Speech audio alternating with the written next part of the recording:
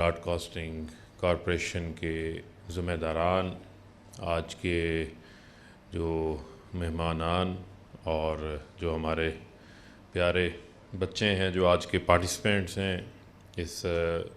نعت خوانی کے مقابلے کے، خواتین و حضرات، السلام علیکم۔ یہ میں سمجھتا ہوں کہ جو عشرۂ رحمت للعالمین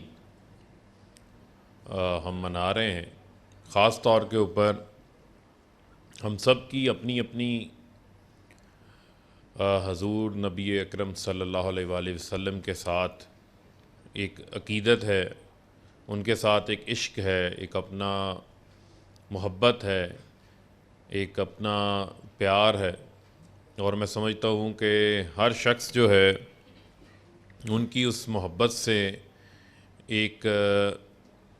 وہاں سے ایک انرجی جو ہے وہ حاصل کرتا ہے، اور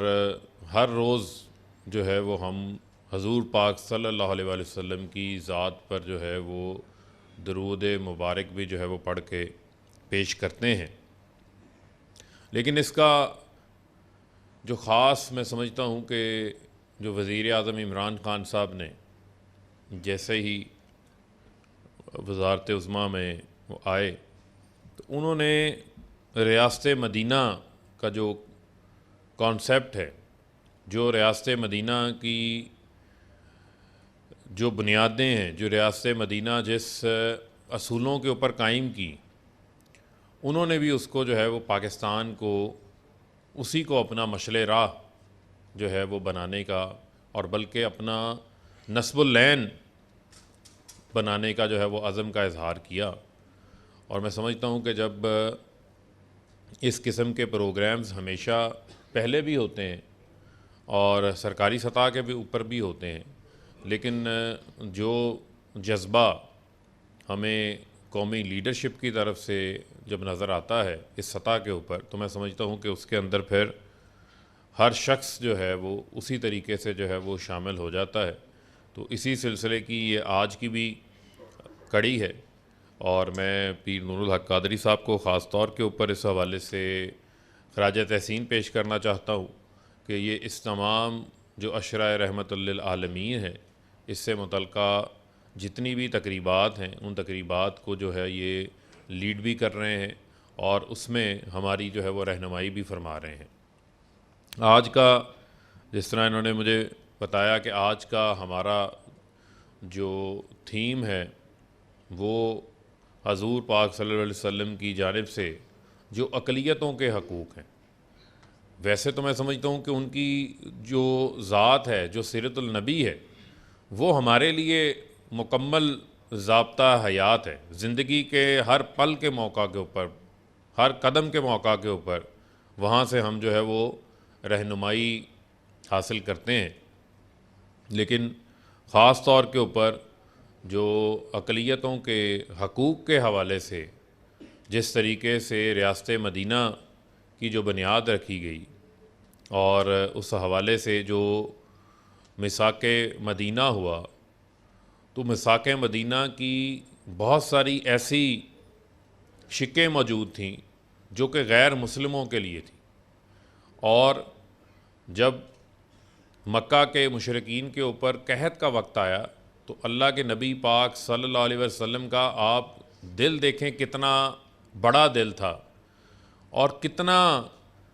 نرم دل تھا ان کے لیے کہ ان کو انسانیت کی فکر تھی۔ تو انہوں نے وہ مشرکین مکہ جنہوں نے ان کے اوپر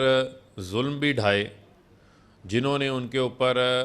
سختیاں بھی جو ہے وہ رکاوٹیں ان کے راستے پر جو ہے وہ کھڑی کرنے کی کوشش کی، لیکن انہوں نے ان کے لیے بھی جو ہے وہ گڑ گڑا کر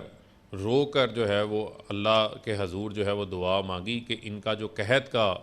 معاملہ ہے وہ ختم ہو جائے۔ تو یہ میرے نبی پاک صلی اللہ علیہ وآلہ وسلم کی شان ہے، اور اس شان کو ہم شاید گنہگار لوگ ہیں، شاید ہم اس شان کو بیان کرنے کے بھی قابل نہیں ہیں، لیکن میں یہ سمجھتا ہوں کہ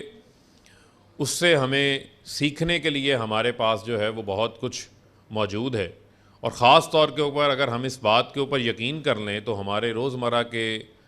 جو امور ہیں زندگی کے، جو ہمارے معاملات ہیں، اس کے اندر اللہ تعالیٰ اپنے حبیب کے صدقے جو ہے وہ خاص جو ہے وہ برکات جو ہے وہ شامل کرتا ہے، اور رحمت للعالمین جو ہے وہ انہیں بنا کر جو ہے وہ بھیجا گیا ہے کہ تمام جہانوں کے لیے جو ہے وہ رحمت ہیں۔ اور اسی طریقے سے جب ایک مسیحیوں کا وفد مدینہ شریف تشریف لے کر آیا، تو ابھی کھچی صاحب بھی اس کا ذکر کر رہے تھے، تو اللہ کے نبی پاک صلی اللہ علیہ وسلم نے کہا کہ مسجد نبوی کے ان کے لیے مہمان خانے کے دروازے کھول دیے، وہاں ان کے جو ہیں وہ خیموں کا جو ہے وہ بندوبست کیا گیا۔ تو میں سمجھتا ہوں کہ ہمارے دین اسلام کے اندر بھی کسی قسم کا جو ہے وہ کوئی جبر نہیں ہے، اور وہ لوگ جو عالمی سطح کے اوپر وہ ناسمجھ لوگ حضور پاک صلی اللہ علیہ وسلم کے جو عقیدت مند ہیں، جو ان کے عاشقان ہیں، وہ اربوں کے اندر موجود ہیں، پوری دنیا کے اندر جو ہے وہ پھیلے ہوئے ہیں، اور جب وہ اس بات کے اوپر کسی موقع کے اوپر کوئی ایسی بات کرتے ہیں،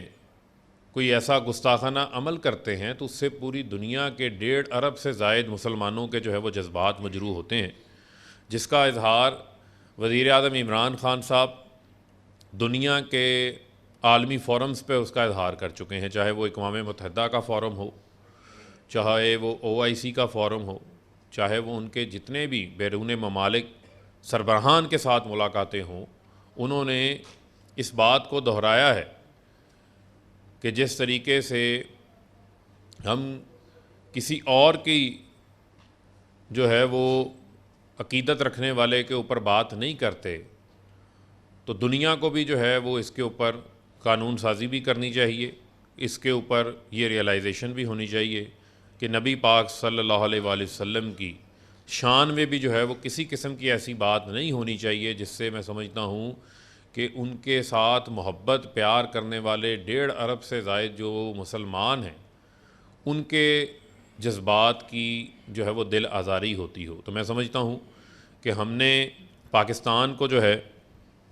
وہ ریاست مدینہ کی طرز کے پر جو ہے وہ قائم کرنا ہے، اور اس حوالے سے ہر شخص کی، ہر فرد کی، ہر منصب کے اوپر بیٹھے ہوئے میں سمجھتا ہوں ہر ذمہ دار کی یہ ذمہ داری ہے کہ ہم وہاں سے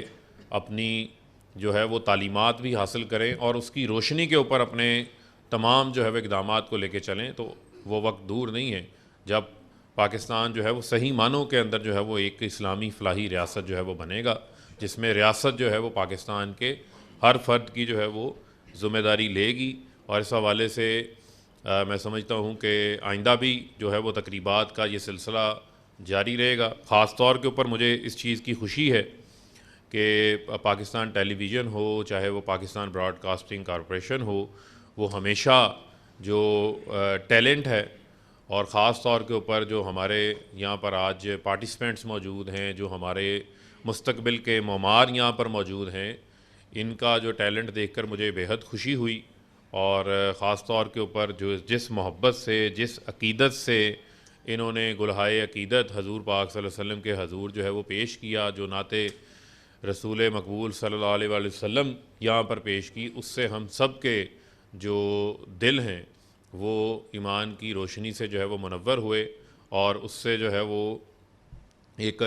محبت کا جو ایک رشتہ ہے اس میں سمجھتا ہوں کہ ایک مضبوطی آئی ہے، اور آپ اس عمل کو جو ہے وہ جاری رکھیں، اور اسی طرح ہمارے جو بچے ہیں ان کا ایک لگاؤ حضور پاک صلی اللہ علیہ وآلہ وسلم کی ذات اقدس مبارکہ کے ساتھ جو ہے وہ محبت کے ساتھ جو جڑا رہنا ہے، وہ بھی بہت ضروری ہے۔ تو میں آپ سب کو جو ہے وہ اس حوالے سے اپریشیٹ کرتا ہوں، اور آخر میں کہوں گا کہ محمد سے وفا تو نے تو ہم تیرے ہیں، یہ جہاں کیا چیز ہے لوح و قلم ہم تیرے ہیں۔ بہت شکریہ۔